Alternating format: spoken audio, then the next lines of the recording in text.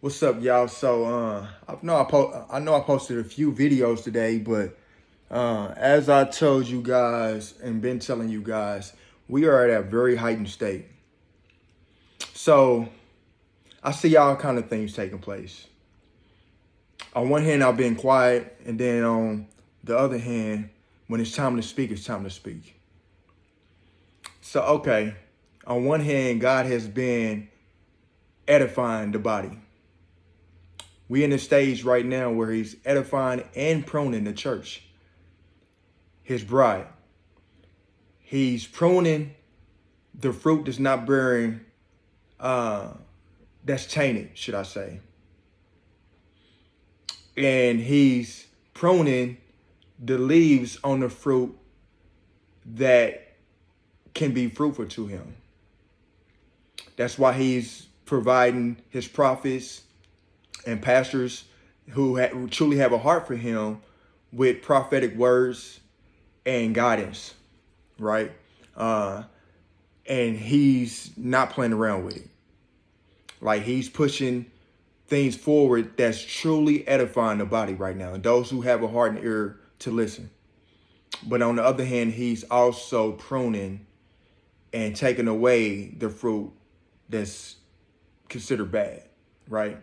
And to that effect, it's been major pastors that's stepping down from their churches. I just found out yesterday that another pastor who I watch on a regular, after I came into the faith, I used to watch his videos all the time. Pastor Robert Morris, he stepped down a month ago for some outrageous things I'm not going to get into. So you have him, you have Tony Evans. At the beginning of the year, you had TD Jakes, right? Different things is happening in the body. He's pruning. And this has been prophesied. And not only that, it's already understood that He starts in the church first, right? He does a whole overhaul in the church. It's serious and it's more to come. But at the same time, He's doing multiple things. He's building the remnant up. So I say all that to say this. That was just to start it out. I just came across this new prophet, Tomi Arayomi, and I just posted a video on my timeline, my Facebook timeline, Eric Jamel Wilson, right? So I encourage you to go on my timeline or go to my timeline and go to videos, depending on when you see this, because I post a lot of things on there. So it might, in a couple of days, it might be farther down my timeline. So you just go to the videos and then see the video. And it's entitled 2024 Global Prophecy. And he posted this, I believe, 6 months ago. So this is a prophet who actually prophesies Donald Trump's attempted assassination, right? So if you need any type of credentials, should I say, take that, okay? But why is it important to listen to God's prophets? Okay, so He sent Jonah to Nineveh to warn them of his impending judgment. And they listened. Jonah didn't even want to go, but he went. They listened and they repented. God is a God of mercy. He's a righteous God. But He's also a God of mercy. He doesn't want to destroy us. He doesn't want to do that. But He gave us a free will, and that complicates everything because He gave man a free will, and we are quick to go astray and go down our own paths and do it our own way and have bright ideals and follow dead end roads. And it always ends up leading to destruction. This is a sick world, and it will always be a sick world. And it's sad, right? But yet in the midst of that, He holds on to a remnant. Those in the midst of these trying and wicked environments, etc., right? That hold true and believe in Him and seek Him, they are precious to Him, right? So What's the point? Okay, so if you watch that video, and I encourage you to watch it, it's very deep. He goes in depth with what's to come, all the way into 2030, right? And it's so deep. So you got to understand, he uses his prophets in different ways. Like me, he might use me more so, and this is what I kind of see. He used me more so in an edifying way, like a practical, sort of speak, edifying way, right? And then it's other prophets I listen to their prophecies, and he might deliver things in relation to government, different structuring, or whatever, or just different things. Now that's not to say that he can't use each one of us however he wants to at any given time, right? But you sort of develop a pattern, right? And how he uses you, right?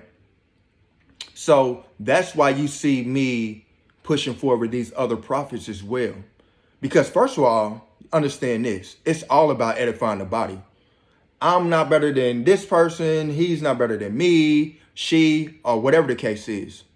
I'm not selfish in this. It's not about me, period.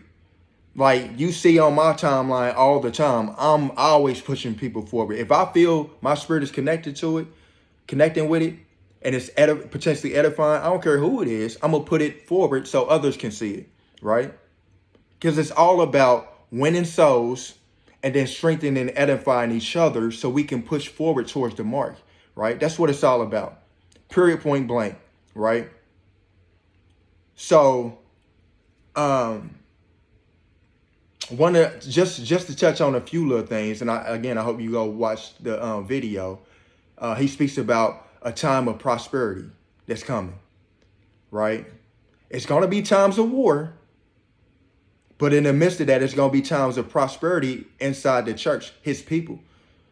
Like you would know the difference between a believer and the difference between an unbeliever. The believers, is going to be a time where they're going to be prospering so much that people's going to look at them and be like, man, they got it going on.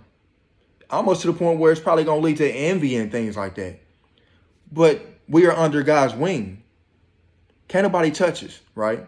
And that's not in a boastful way or arrogant way. It's just these are promises that you have as a believer. So anybody who's not a believer and you're watching this video, I encourage you to seek God. I promise you. I encourage you to seek God. Start reading his word, right? Seeking a personal relationship with him through prayer, fasting, however you deem necessary.